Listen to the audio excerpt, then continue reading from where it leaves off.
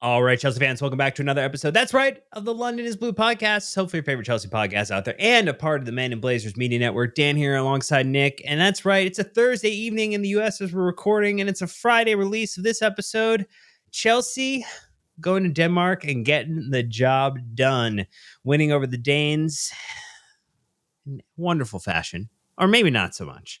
But it's a 2-1 victory in the Conference League to get them one step closer out of this knockout phase into the quarterfinals, which is where we want Chelsea to be. So this episode, we are going to be breaking down Chelsea's win, which was not as academic as it should have been at points. Really 45 minutes of some good football and then 45 minutes of very forgettable football. And maybe you forgot potentially, like someone I know, that the game was actually taking place at 11:45 Central Time today.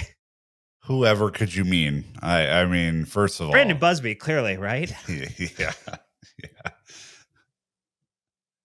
No comment. He's not here to defend himself, so it could be him. It surely wasn't me. There's no doubt about that. I knew I had it locked up here in the old lockbox. So.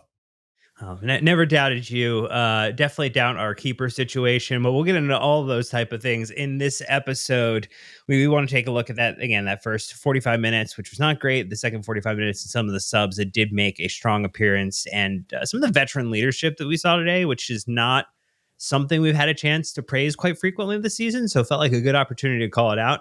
And then we can take a look at some of the other results. I mean, this is really halftime between these two fixtures, right? I mean, it's two games, but essentially across the 180 minutes, anything can happen. And this is our break, our reprieve to get it right, get it set, and head into the next round. And there were a bunch of actually very interesting results in terms of who looks now more likely to advance, and maybe some of the teams that we did not want to see from the other side of the bracket potentially in danger. So it could be good tidings. Who knows? But look, we're getting all that. We've got some three-word match reviews. We've got wonderful calls to action that we have. But I also wanted to say, Nick, 21 days until we fly out to London, which is a really, really nice thing to have on the future for us. Yeah. I mean, that's an interesting thing. I do just want to call out, put out a link on our socials for our live show. Our what? Yeah, we're doing a live show, Dan. Really? It's actually on April Fool's Day, which this is not April Fool's. We're actually doing this goddamn live show. It just happens to be on April 1st, and we're doing it at the joke is that you think it's going to be good, and it's our general banter. Yeah, but it's our general crap. So there it is. But yeah, if you are like in the small group of people who just are in London that want to hang out with us and are looking for a way to do that, this is definitely a way to do that. It's about 70 people capacity at Classic Football Shirts in London. They are going to bring down some awesome vintage Chelsea shirts just for us to kind of pillage through and purchase. And then we're going to do a live show. No pillaging. It's purchasing. We endorse the active purchasing process with our good friends at Classic Football Shirts. Given our Danish twist to the show, the pillaging, might have been. Pillaging could be in 2025. Who knows? Could be the move. But I just, no, we're going to purchase them via card. That'll probably be the move, actually. But yeah, we're going to do a live show. So if you're interested, there's an Eventbrite. We have 30 plus people coming over with us this time to take in some Chelsea events, but we still have an additional like 30 or so places that we will have available. Tickets are free. Just come hang out, have a good time. We're probably going to do drinks before that. And then hang out a little bit after. But yeah, Eventbrite is up on our socials.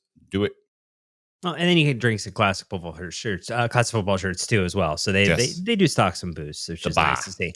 So again, through our match reviews, just to set the stage, MJ Pennington with the Danes ain't scary. Connor had the insufficient breathing room. We would have liked to go into the second half of this thing 2-0 up, but that was not the case. Techie Tiger with the yellows for everyone. A wonderfully woeful performance in officiating in this one. Fulham Road Fugitive with the Copenhagen. Yeah, I had a better one than that, but yes. Okay. Shoop with the hide the XG and the Michael Scott tense face as the XG if you haven't looked at it, the XG is actually shocking given what we received. And then J Dubs with the unbeatable in Europe with a asterisk on it. And then Mr. Thurman with a winning streak. Hey, more than one is a winning streak, baby. I'll take it.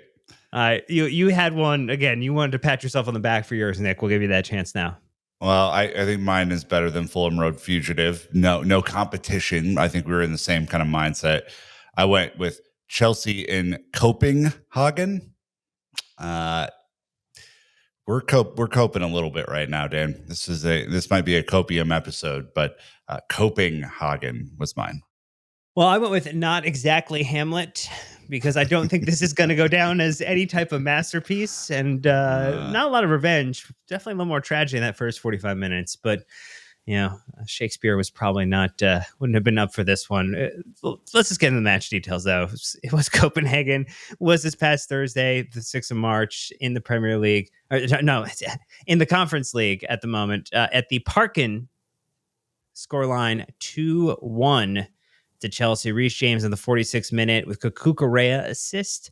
Enzo Fernandez in the 65th minute with the Tyreek George assist. And then you had Pereira in the 79th minute to dash our hopes, dreams, and joys of a Chelsea clean sheet. One of the rare things and collector's items this season. We did see a lineup here, Nick, that had Sanchez back in goal. That was something that Maresca indicated would be happening. Chalobah, Tosin, Badiashile coming back after his long kind of injury absence. Malagusto kind of on the left side of the defense. You had Reece James heading back into midfield. You had Moises Caicedo back into the game in the midfield, as always. You had Tyreek George on the right-hand side. You had Dewsbury Hall on the left-hand side. You had Cole Palmer, essentially. And then you had Mueka up top for youngest Chelsea debut in Europe metric, like start, not necessarily like off the bench, because there's been younger players coming off the bench in Europe. But this was, at least a hat tip to him for that, even though he was generally abandoned up top for 45 minutes. Shim shiminy Sharu. That guy? Not your best effort. Come on. That was pretty good. Anyway, you had subs Mark Cucurella, Levi Colwell, as we mentioned, one of the goal scorers, Enzo Fernandez, Christopher Nkunku, and Jadon Sancho on the day. Josh, Omogu, Pedro Neto, Bergstrom, Jorgensen, unused. You probably didn't need two keepers on the bench, but what are you going to do? Any thoughts on the lineup? Certainly couldn't have used Sam Raksike in the lineup there. Couldn't have just put for vibes him on the bench, perhaps as an alternate midfielder, just in case your non-existent midfield got hurt. Nah, fuck it, right? It was an interesting thing, and it was bad. You know that the initial selection was bad because Enzo Maresca made 3 halftime subs. Maybe the Badiashile one was planned, maybe the Caicedo one was planned, but it was certainly it felt like a performance kick in the ass to go and get the win after a very, very, very subpar first half. Yeah, I don't know if he makes all 5 subs if he doesn't have the injury to Malagusto in the 25th minute, even though Malo was not having a strong game before he went off injured. And then, we do know that, Cole is someone who's still trying to find his form, kind of get back into a rhythm here. It was likely that he was going to get subbed at some point in this game. Badiashile, again, I think also feels likely as we are just getting him back into playing any type of first team football. And we probably had planned to sub him at some point in this game. Maybe not the 46 minute, but maybe at some point in this game. So probably had booked at least 2 to 3 subs happening in this game. And we did see that. The stats, as mentioned, don't look at the XG. 0.37 for Chelsea to the 0.45 for Copenhagen. Big overperform on the day from both teams. 2 big chances for Copenhagen to our 0. We had 5 shots in total to their 5. 1 goalkeeper save, strangely enough, on our side. Total of 5 fouls for us, 10 fouls for them. And then, as earlier mentioned, cards. 4 cards for Copenhagen, 1 card for Chelsea. I'm going to hit you with 2 random stats because I felt that these were both interesting and might make you feel a little bit better about where we are right now. That maybe we're breaking some trends. Chelsea's first away win in all competitions since beating Astana in December. That's diabolical, man. It's March 6th. Our away form was good at the start of the season. We were awesome. Second random stat. Chelsea won a club record 7th consecutive win in European competition for the first time. I mean, if you're not going to do it in the Conference League, when are you going to do it? Yeah, seriously. Asterisks. That one, asterisks. All right. Do you have a shithouse moment of the match, Nick? I found one that I thought would appeal to you and put it in the script here. If it's worth it, you can use this one. But if not, feel free to use something else. I cede my shithouse moment of the match, Dan, to you. Okay. Well, look, Enzo Fernandez did score a wonderful goal. Did? Really, really exceptional goal. Loved it. But in the goal celebrations, there was the Cole Palmer ended up with a plastic cup and was kind of like doing the air cheers to Trev Chalobah. That was cool. I like that. Yeah, someone threw a cup full of beer onto the field near Cole Palmer. Surprised Cole didn't pick it up and have a little swig himself. That would have been maybe the thing he needed to get back scoring. Maybe we need something to just break up the monotony there, but yeah, that's a nice little moment there. Would have been very 2004 Red Sox of them to imbibe a little bit to get the rally going here. A little bit. Yeah, they were basically drinking during the series. They were like, I don't think that was Gatorade in those tubs. Who knows? Yeah. Jury's still out. Look, anyway, quick ad break, and when we get back, we'll talk about the early formation, that first 45 minutes of Snorball. But stay tuned. We'll be right back. All right, so there were some early formation challenges, and Enzo Maresca highlighted this in the post-match press conference. He talked about it was a very important win for the team in reference to that. It was a knockout game. They surprised us. They played with a line of 5, and we did not expect that. Nick, I'm guessing you listened to the preview pod. And if you didn't, that's okay. But are we really surprised at how they defended in this game? It's a little worrying, no? It's a little worrying that we weren't prepared for what was obviously going to happen. I don't know. Like it felt, I don't know. With this lineup, I don't know what we were hoping for. Like, I still don't know what a Kiernan Dewsbury Hall does. Running around a lot without the ball is kind of it. No central passing into a striker. Cole Palmer basically playing alongside Reece James as a central defender, or central midfielder, I should say. Sometimes all the way back as a central defender, just trying to get on the ball. Ty George and Shimmy are just never really getting any service to do anything and connect themselves. It just is kind of a mess, honestly. Like, there was some good possession in the first half, just like keeping the ball away from Copenhagen, but they were clearly, if you've ever watched European football, this is their final. Like at home against Chelsea Football Club in a European competition, like, this is their final. They were going to come out with a ton of energy, a ton of hard-nosed defending, extra boost. This is what happens in these moments. And it just seems like, because of the lack of experience across the board, manager and players, that we are simply just not prepared for these moments. And this is where an experienced manager, I think, has his team put together in a better way. Now, luckily, we are more talented than them, so we got away with it in the end. But it was a really bad and ugly start. I mean, you look at the pass map here, and I'll let you dive into that. Just nothing.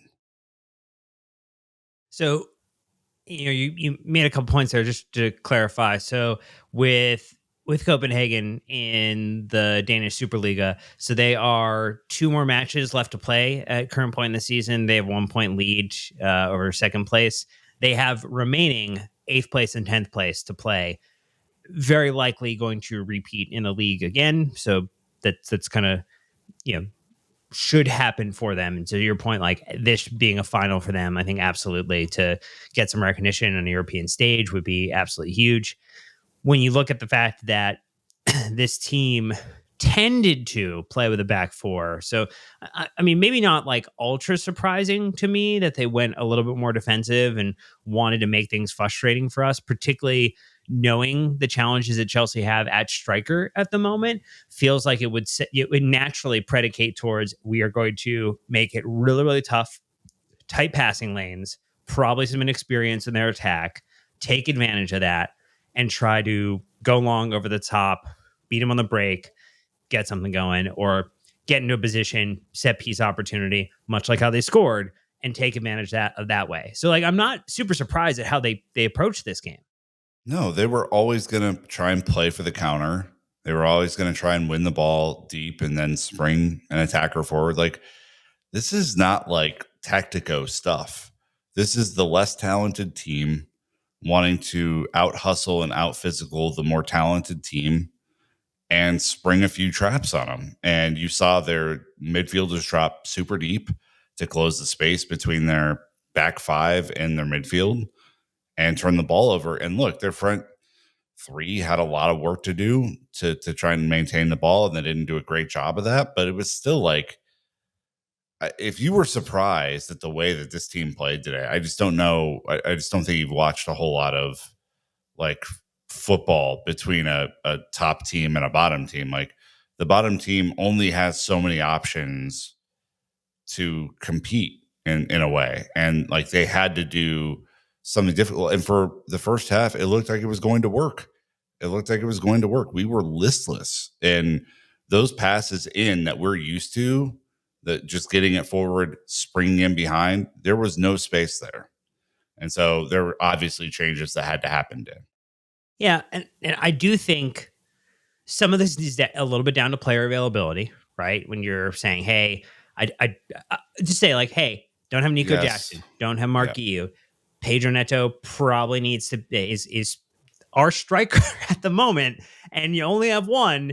You're gonna take a little bit more of a gamble in that situation." Here in Europe, I think you do put Tyreek George in, but like the Dewsbury Hall playing as a left-sided winger was interesting. Malagusto has been struggling on the right and has not been very good at all on the left. And so like, I do think some of this was down to like player availability situation. I think other is down to like, okay, yes, you have player about situations, but could you have gambled on another player in a different spot? Like, I mean, I think getting to see Ty start, I mean, getting to see Shim start, huge boost of confidence to Fantastic say like, hey, for them. Yeah. So like, I think it's, we kind of go back on this like bounce, kind of the bouncing back and forth on Maresca on like, hey, things that he did well, things that he didn't do well.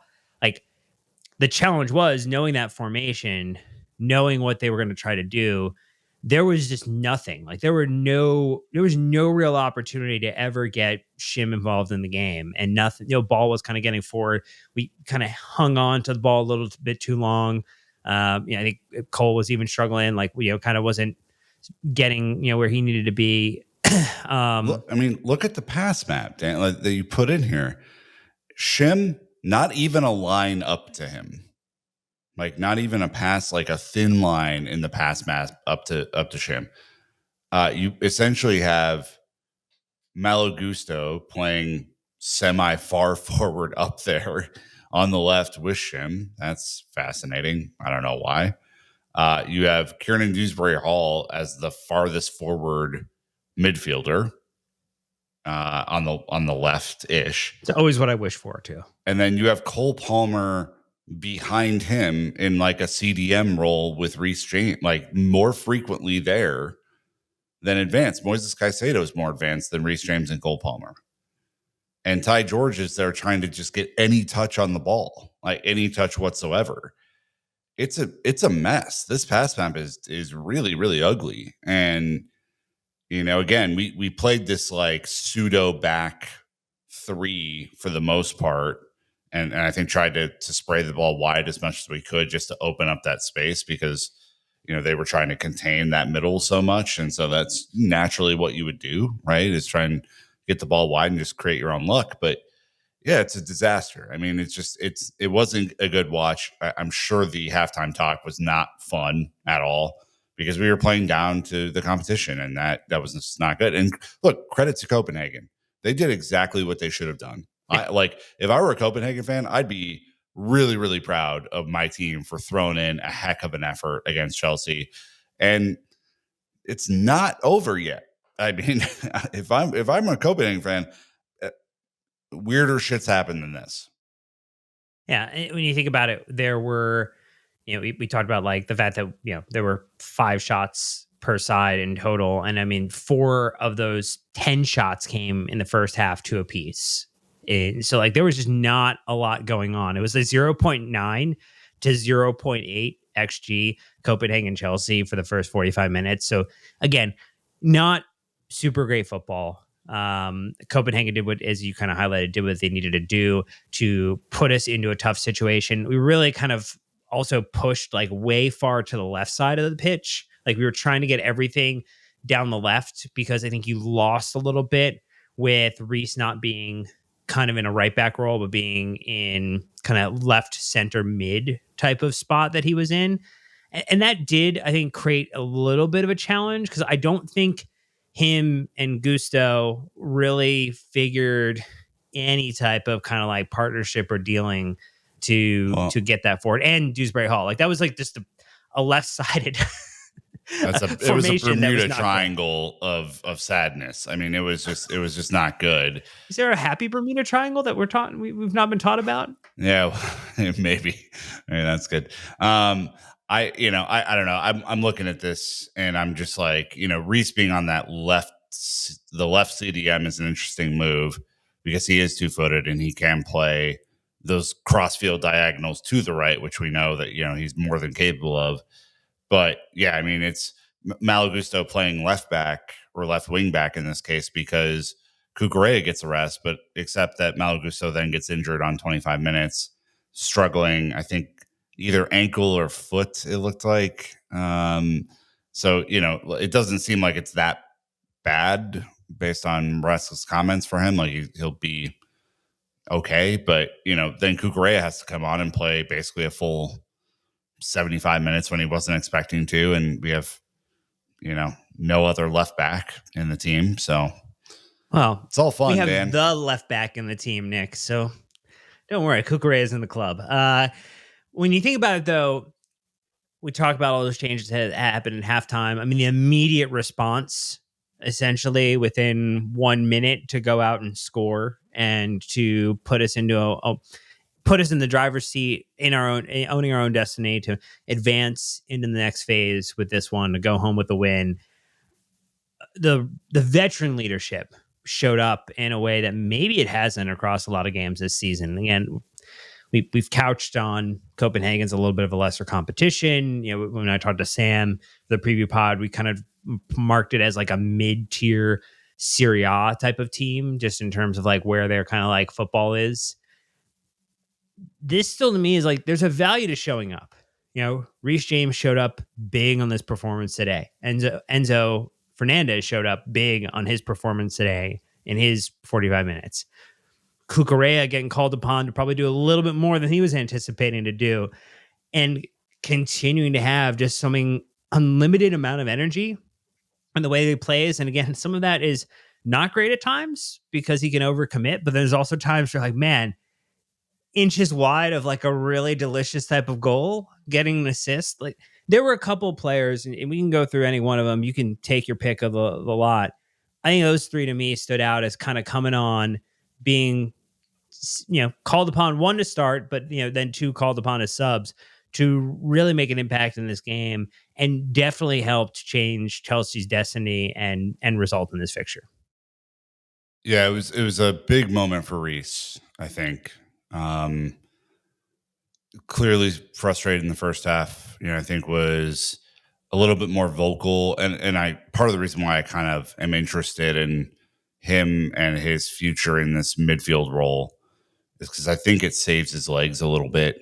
Like it might just be the thing that extends his career a little bit, where he isn't hard bombing up and down the field as much, straining that hamstring. It's a little bit more controlled. It's a little easier on his body, and perhaps you get a little bit more of that passing range and maybe a little bit of a late arriving shot, which wouldn't be the worst thing in the world for this team to have a threat coming from that central midfield role, who can put a shot on target from deep. Now, is it his best goal that he's ever scored in a Chelsea shirt? Of course not. It kind of dribbled in. I think the goalkeeper probably is looking at that one as one he'd want back. But you're right. I mean, right after halftime, the mood on Chelsea Twitter was fucking dire at halftime. Like, it was, not a place where you really want to be.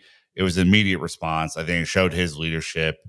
And I think it allowed the team to resume control of the game in a way that we expected, right? The passing became a little crisper. The team was rebalanced with the substitutes at halftime, and it looked much more convincing than it did in the first half. So there were a couple of post-match comments that Enzo Maresca had regarding Reece James. So I'll kind of break down a few of them. One was just around the importance of him as a player to the team. We know how important he is for us. He's our captain, a fantastic player. We need him fit. So that's our duty, our target for sure, because he's going to help us. Agree, Enzo? Absolutely. No notes. Then followed up with you could ask Reece when I signed for Chelsea the day after I sent him the video about seeing him as a midfielder. I see Reece as a midfielder day one. I sent him a clip when he was on holiday about how he can be a midfielder, followed up by saying he's played a fullback, he's played a central defender. So the main target for us is to keep him fit. He can play in many positions because he's good, because the good players can play in many positions. And then he followed up finally saying, when you watch a player, you sometimes need to use the imagination and imagining a player doing something. I watched some of his games when he was on loan at Wigan, where he scored a fantastic goal from 20 or 30 meters. We had talked about this idea of, would Enzo Maresca at some point this season commit to this idea of using Reece James in midfield? And with Josh potentially being available, with Trev being able to deputize in a right back scenario, I do think, unless Lavia comes back and is the most healthy and fit player that we have, we're a Moises Caicedo yellow away from a two-match ban heading into a really, really tough set of fixtures. I almost wish he wasn't playing the Leicester game because I would really rather have him for the Arsenal fixture. And then the Tottenham fixture to follow. I really want to see Moises Caicedo play in person. Please, Moy, make that happen. Yeah, dog, pull out of those challenges, man. Oh no! Half of it's not even up to him anymore because there's no rules. Yeah, I know. But anyway, so we've had a chance to see it. I think we will see it a couple more times between now and then the season. I do think we will see him in the Premier League, potentially more likely in that right back role. But this could be a solution for the next fixture against Copenhagen, because we didn't put it away, and so we're not going to get the luxury of we beat them 4-0, 5-0, and we can play every young player because we've earned the right. We didn't earn the right today. We won, not convincingly enough to earn the right to get a chance to play with that much in terms of the next lineup. The one thing I'd say about Reece as a CDM, again, I think it could extend his career potentially. He wasn't really a CDM though. He was pretty far advanced. Yeah, I would say in a game like this when we had a lot of the ball, but like in a game like Villa when he was really put to the test, right? Like when he was actually playing in that number 6 role and was partnering with Caicedo and allowed Caicedo to get forward. We've heard Sam's analysis preseason that Caicedo can get forward as an 8 just as easy as anyone else. That Enzo Fernandez obviously prefers that more advanced role. This could be a solve to the midfield conundrum that we've been thinking about, because frankly, I just don't count on Lavia at all through the rest of the season in my head. If he shows up and does well, I will be over the moon. But in my head, I've made that not a thing. So I'm just looking at the parts that we have to move around. And I think you can get away with Josh, Trev, Mello at right back if it means that you shore up your midfield in a better way than we have this season. And really, it's been Caicedo doing all the jobs and no one else doing the jobs.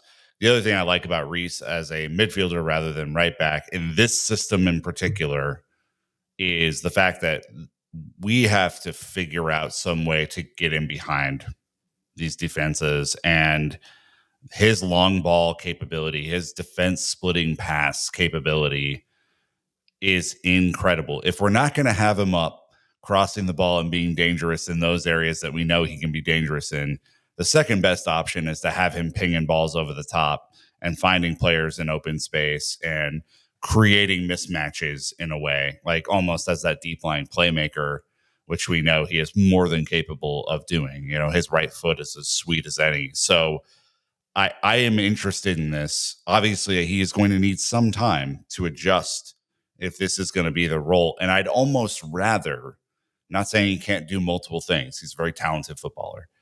I'd almost rather just say, hey, Reece, you're a midfielder for the rest of the season.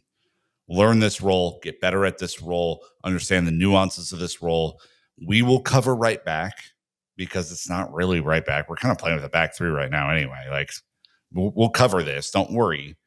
But we need you defense splitting passes, stopping transitions, being a captain and shouting at people in the middle of the field and like doing that shit. Like if that was the solution and he could play 60+% of our games through the end of the year, I'd be very, very pleased with that. So I want to touch briefly on Cucurella and then talk about Enzo Fernandez. And the Cucurella one is super interesting to me because as of this match, now 7 goal contributions across, which is wild. 4 goals, 3 assists, all comps, so 7 total. It is now his highest ever return for a league season in his senior career. He was 21 years of age at Getafe when he had 6 with 1 goal and 5 assists. So it is both his best goal tally return ever at 4 and his best goal and assist contribution ever. Just a bit of applause for our wonderfully bouncy haired individual, our absolute terrier, Mark Cucurella. Look, with a volume of hair has come a volume of goal contributions, Dan, and I think that that's really important. No, I mean he's look. Is this a real assist? Let's be honest. Did he mean it? I don't think so. But did it go in? They'll count. They'll count. It wasn't his. I wouldn't say his like classiest contribution of the season, but I think in this regard, it's interesting, right? Because like he's now being almost asked to play wing back. This inverted thing is not really happening the same way it was at the start of the season. He's basically forward. He's playing center forward. He's going to be the new Pedro Neto when Neto goes out injured inevitably. So, he'll just be running in behind and doing the channel stuff. But it's been very interesting to watch for sure. I mean, I worry about, his legs towards the end of the season because you're right. He has been unbelievable in terms of energy. He's been unbelievable in terms of shithousery, which has been great. And, knock on wood, he stays healthy because we don't really have anyone else in that role. Yeah. Well, you mentioned it. He actually now leads the team with total minutes played this season. He is just ahead of Cole Palmer. Mark Cucurella, 31 matches played, 27 starts, 28.3 total 90s, 2,545 minutes. Cole Palmer only 15 minutes behind that. So got to have Malagusto spell him at some point. And obviously today, the injury you can't really control, but you got to be able to give him a break in these midweeks if you can, because he's too valuable for the league, I think. And then last one, just Enzo Fernandez. So our good friend Sam CFC Central putting a tweet out there saying Enzo Fernandez now moves 13 goals and assists in all competitions, 4 short of his best for 17 in River Plate in 21-22. And we were in our little London is Blue group chat, and I think someone mentioned, I think Ollie might have said, potentially his best run as a Chelsea player this season. Yeah, I mean, it's been up and down for sure this year, but slow start. I do. He seems to be growing into himself a little bit. I think as a player and a leader, it's a phenomenal finish. I mean, it's like barely picked his foot up off. Like it's almost like he let the ball do the work to place it in the corner. Like it was a very good goal, but I think the celebration after was pretty telling for me. Like it just. I think he is one of those guys that is just like the minute something good happens, it can really start to snowball in a good way for him. And maybe that little run that he had, like the Tottenham game earlier this season and stuff like that, where he really started this run of decent performance. I wouldn't say he's been our best player or anything, but like much better performances than we've seen. If we can find a way to get him further forward, especially as this team is struggling in the final third right now. I mean, we are really struggling in the final third.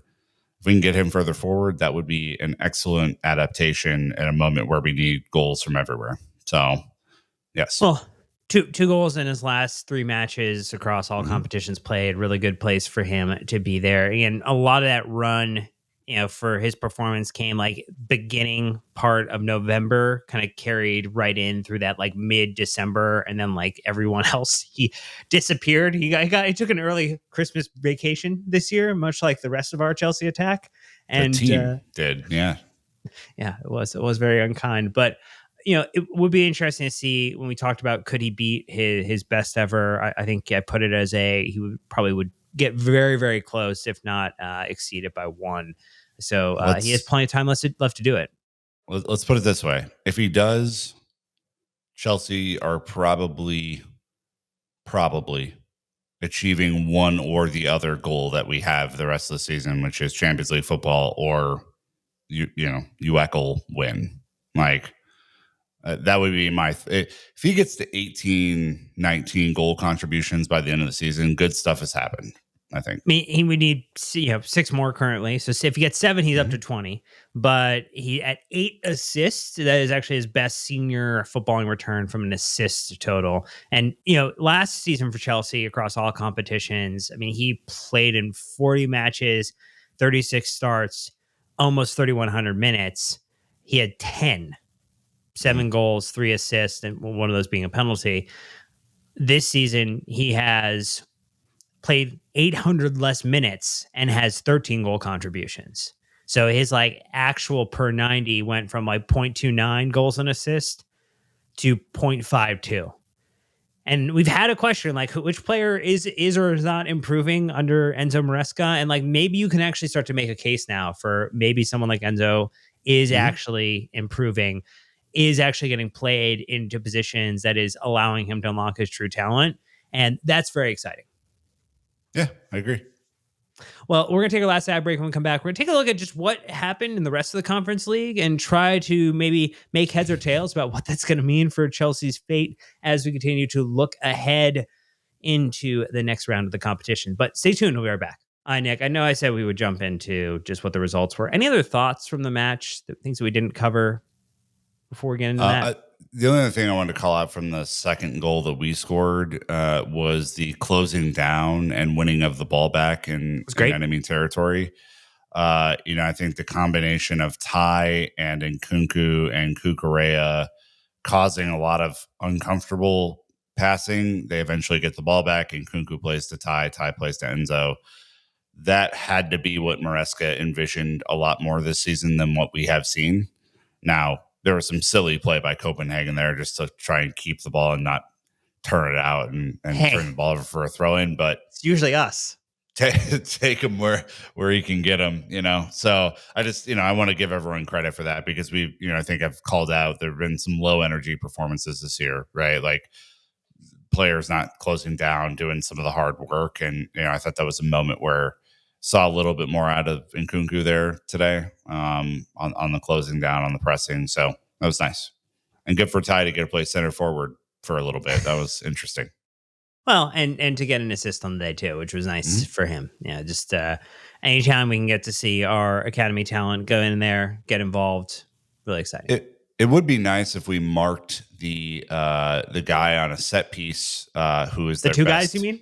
Yeah, well, there were two, but the one guy is like their best header of the ball, just free, open, just no one around him. I think Dewsbury Hall was tracking him late, but Levi kind of missed the defensive There's header. mistime jump. There was a someone not tracking him. There was a goalkeeper who basically got Medusa and was like a stone statue.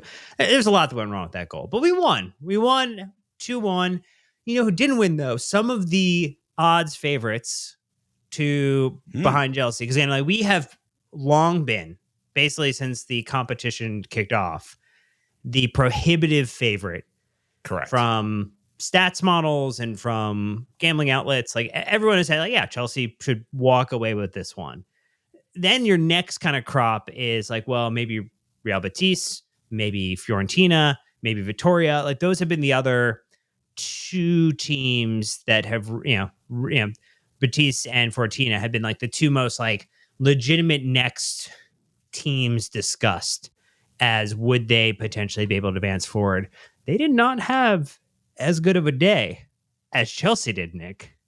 Panathinaikos coming up large, beating Fiorentina 3-2 at home, and then Real Betis 2-2 draw. Both of them much more difficult situations to see, Fiorentina and to see Betis getting through the next round. Feels better for us. Feels good. I'm liking it. I mean, we'll see. The interesting thing you can't be positive about this. Come on, I know the league is keeping you down, but come on. All I want to say about this competition and any knockout competition is we are halfway through, right? So part of me is like, was this a great performance by Chelsea? No. Is it one of two legs and you pretty much judge the tie? Yes. So if we go and play a great game at home and win 3-4-0 and the tie is 6-1 on aggregate, that's a pretty good aggregate performance from Chelsea, and so I don't take too much stock halfway through on these because Fiorentina is going to get their second leg at home.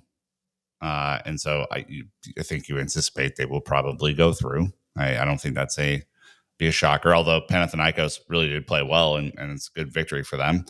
And Betis does have to go on the road to Vittoria, which is going to be interesting for them. Although, again, I would anticipate given their recent little bit of form, that they are probably going to be okay.